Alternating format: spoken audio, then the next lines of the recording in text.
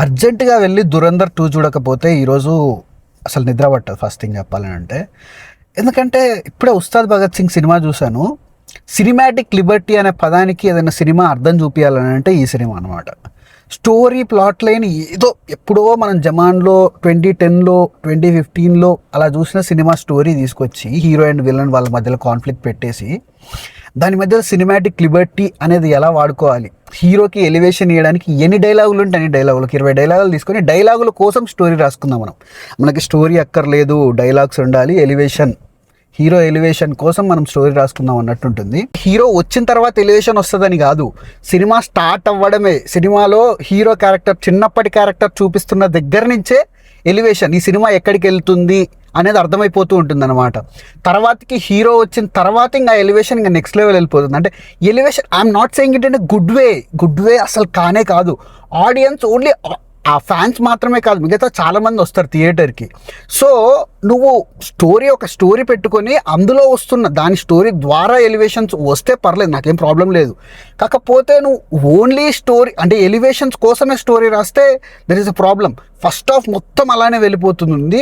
But second half దగ్గరికి వచ్చేసరికి second half ఆ కాన్ఫ్లిక్ట్ సరే ఇంకా తీసుకెళ్తున్న దూరంలోనే చూద్దామని చూస్తున్నప్పుడు శ్రీలీల సినిమాలో కొంచెం పర్లేదు అనిపించింది. తన క్యారెక్టర్ కొంచెం డెప్త్ ఉంటుంది.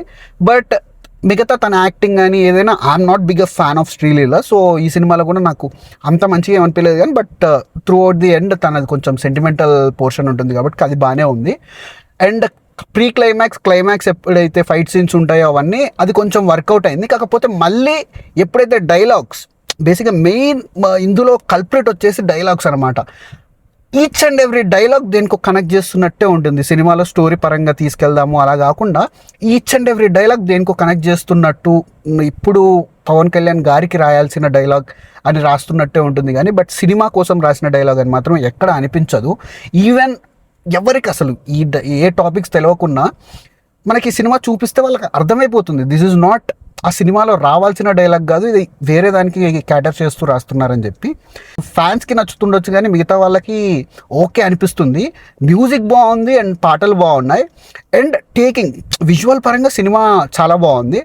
బట్ ఓన్లీ మెయిన్ థింగ్ ఏంటంటే స్టోరీ అండ్ ప్రొసీడింగ్స్ ఏదైనా కానీ అండ్ మెయిన్ థింగ్ డైలాగ్స్ అస్సలు బాగుండవు అనమాట. మొత్తం ఎలివేషన్ కోసము ఒక సినిమా చూస్తున్నట్టు అనిపించదు. Everything leads to same thing అనమాట. సో నాకైతే సినిమా అంతగేం అనిపించలేదు. మీరు చూస్తుంటే మీకు ఎట్లా అనిపించిందో చెప్పండి.